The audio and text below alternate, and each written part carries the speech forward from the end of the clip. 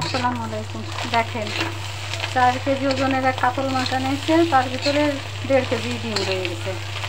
তো আর কী করার, আমি এইভাবে গরম মশলা টশলা দিয়ে একদম মরিচ রসুন দিয়ে ভালো করে তেলের উপরে ভেজে নিয়ে তারপর ডিমটা এইভাবে ফ্রাই করতেছি।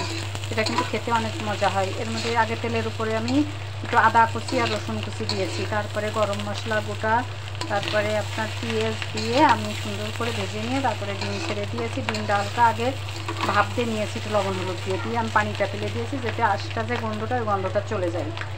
দিয়ে আমি এভাবে ফ্রাই করতেছি সরিষার তেল দিয়ে।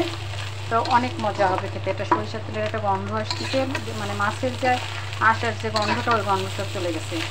তারপরে লাস্টে আমি একটু গরম মশলার গুঁড়া দিয়ে দিব।